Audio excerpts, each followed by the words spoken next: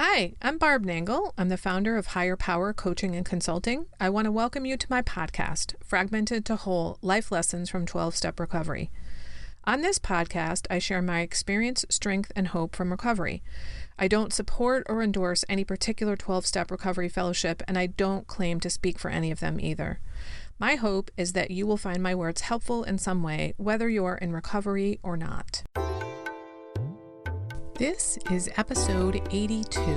You don't have to believe your thoughts. Before I get into this episode about not believing your thoughts, I want to share a couple of things I'm really excited about. One is that I just did a workshop on boundaries and somebody emailed me, and I quote, "I have been working on boundaries for over 20 years, and your presentation was the best I have ever seen, read, or experienced."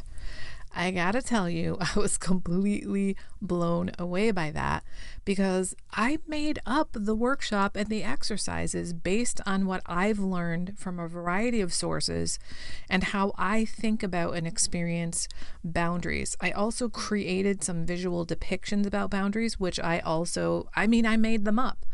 And apparently they're really helpful to people, which absolutely thrills me. To know that the work that I've gone through to build and enforce my own boundaries is helpful to other people is really amazing. So here's what I'm excited about. First, I'm doing a free webinar for 1 hour called How to Be Grateful on Thanksgiving by Setting Boundaries.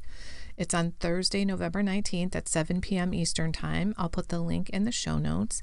And second, I'm going to launch a pilot group coaching program called 6 Weeks to Better Boundaries with Barb. It will be Tuesdays, January 5th through February 9th from 4:30 to 6:30 Eastern Time via Zoom. And it will include a multimedia curriculum, weekly exercises, and you'll be in a group with other boundary builders. It's a $1,350 value. I will normally sell it for $700, but because it's a pilot, it's only $350. Unless, of course, you're one of my current clients, then it's free. And if you're a former client, it's only $200. I'll put the link for that in the show notes too. All right, now on to the topic. You don't have to believe your thoughts. I did not understand this until recovery, that just because I think something doesn't mean it's true. It seems pretty obvious to me now, but I definitely did not understand that before recovery. I just assumed that if something was going through my head over and over again, it must be true. I realize now that this applies to thoughts about me, the world, and other people. As I'm saying this, I think I understood the thoughts about me were not true before I understood the thoughts about everybody else in the world weren't true. For example, I was in my early 30s, I'm 57 now, when I first came to realize that I had a lot of negative self-talk. I read the book When Food is Love by Janine Roth, and she wrote out some of the negative self-talk that some of her clients had. And when I read those words on the page, I was like, oh my God, I say that shit to myself. And I hadn't even realized it until I saw the words on the page. In the book, she walks you through the process of how to change that. First, you have to notice that you're having the negative thoughts.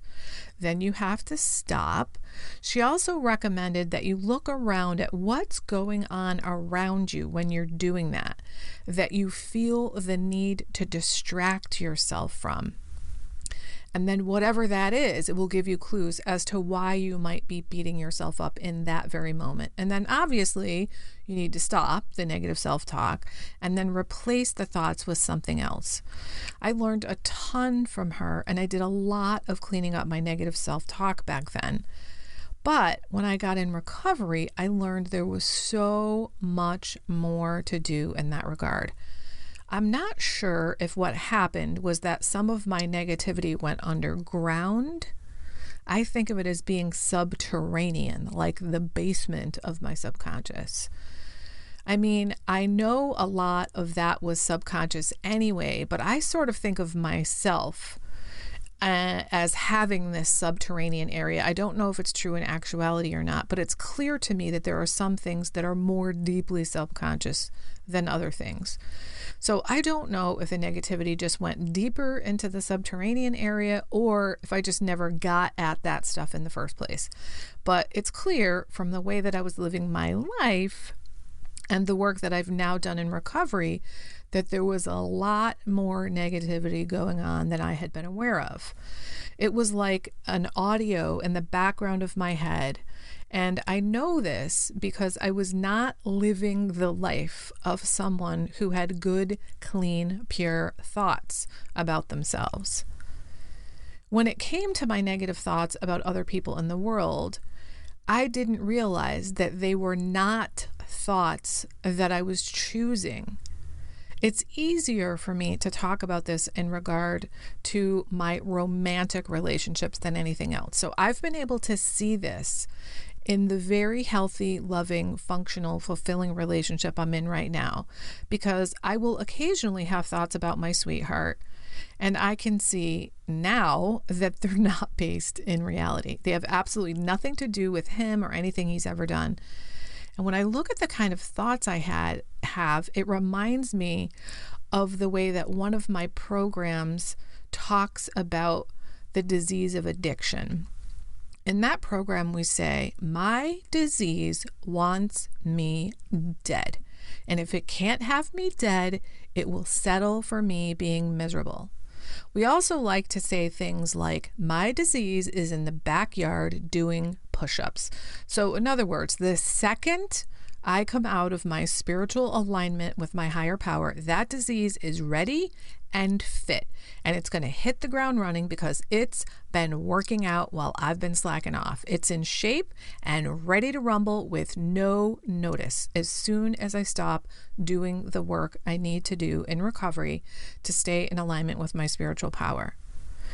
I find this way of thinking really helpful because one of the ways my disease will make me miserable is that it will make me feel separate from other people by giving me thoughts that make me feel like I'm not connected to other people, whether I am or not. My disease doesn't want me to have intimacy, so it tells me stories in my voice about other people. Some people might prefer to say it's the ego rather than my disease. I don't think it really matters what you call it, as long as you understand that those thoughts are not thoughts that you're choosing. Here's an example that you may have heard before on the podcast. One night I was sleeping over my sweetheart's house and I woke up in the middle of the night and the pillow that I sleep with between my legs was not there. And my first thought on waking was, that fucker took my pillow. Now, the pillow was on the floor on my side of the bed, so it had just fallen off the bed and slipped out from between my legs. So it was ridiculous to think he had anything to do with it because A, he was sleeping, and B, he'd never done anything like that before. But my go-to thought on awakening was, that fucker took my pillow. This is a perfect example to illustrate that my disease wants me to blame other people. It wants me to push people away from me. It doesn't want me close, because if I'm close and intimate with other people, it's an indicator that I'm healthy and likely in fit spiritual condition, which means my disease can't wedge its way in there. So when I have thoughts like, if only people did things my way, they would work out much better. Or I could have done that so much better than she could. Or they don't know what they're talking about. That is my disease talking. Those are thoughts I am not choosing to think. But I didn't understand any of that before recovery. If you think things like, I'm never going to figure this out, or God, I'm such a fucking loser, or what the hell is the matter with me? That is not you thinking those thoughts. You don't have to believe them. I don't care whether you call that your inner critic or your disease or your ego or anything else. I urge you to realize that those are not your thoughts, even if they're coming to you in your own voice in your head. That's part of the insidiousness of this negative internal dialogue. You don't have to believe the thoughts that are going through your head just because you're thinking them and just because they sound like your voice. Part of the process of recovery is learning to make choices, learning to have choices. I think the most incredible freedom of recovery is the freedom of choice. It's the opposite of addiction. And for me, the greatest freedom of choice that I have is the freedom to choose my thoughts on purpose.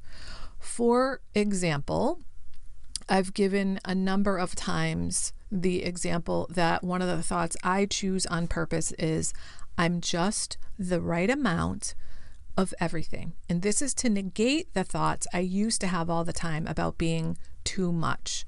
I honestly didn't think that that would be a good thought. Excuse me, that's not what I meant to say.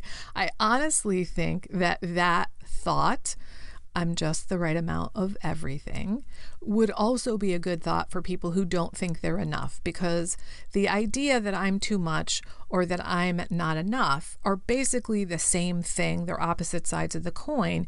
And the idea is you're not the right amount. Well, guess what? You are. Now, if you have a very specific thought that runs through your mind over and over again, I urge you to determine what the opposite of that thought is and start saying that thing to yourself. When I came up with the saying, I'm just the right amount of everything, I had to say it on a very regular basis when the too much thoughts came up. I don't have to do that anymore. I do say it once a day as an affirmation, but it took me time to get to that point. So I caution you about believing the negative thoughts you have. Just because you think them doesn't mean they're true. And this is especially so if the thoughts are not thoughts you've chosen on purpose. Here's another trick about not believing things just because you think them. I learned this one from Brooke Castillo, and I think it's brilliant. So there can be things that are factually true, but you believing them and telling yourself them over and over again is not serving you. For example, if you've never done something before and you keep telling yourself over and over again, I've never done this before, it's factually true. But if you want to actually do the thing you've never done before, it's not serving you to keep thinking that. So let's say you want to learn how to salsa dance. If you tell yourself over and over and over again, I've never salsa danced, I've never salsa danced, I've never salsa danced, but you really want to learn how to salsa dance, you saying over and over again, I've never done it, is probably not going to result in you doing it. It's not serving you. So in this case, it doesn't matter that it's a true statement. You don't need to keep saying it. You can choose your thoughts. So choose thoughts that serve you. So maybe something like, I'm going to learn how to salsa dance, or I am learning how to salsa dance. That would serve you so much better than I've never salsa danced. I hope that these ways of changing your thinking are helpful, and understanding that you don't have to believe your thoughts is helpful. And I hope it's helpful to know that a lot of this stuff has happened in my mind, has been an incredibly important part of my recovery, and hopefully will contribute to yours as well. If it has been helpful, you might want to read the article I just published recently on Medium. It's also about cleaning up your thought life. It's a lot more detailed than this, and it's called How to Upgrade Your Life by Improving Your Thoughts, Some Frameworks to Improve Your Internal Dialogue. I'll link it in the show notes. My goal is to help you clean up your thoughts, like I've been able to clean up my thoughts, because it's made an enormous difference in my life. I'll talk to you next week. Take care. That's it for today. Please share this episode with anyone who might find it helpful. If you like what you've heard here, you might be interested in private coaching with me. If that sounds like you, then head on over to barbchat.net or you can get on my calendar for a free 20-minute consultation to help you make lasting changes in your life, like I've made deep, lasting changes in my life. My ideal client is someone who is ripe for change, but I'll coach anyone who wants to be happy, joyous, and free. So if that's you, then go to barbchat.net and get on my calendar. I'd love to chat with you. Please like and subscribe to this podcast on your favorite podcast outlet. This helps other people find me. Thanks for listening.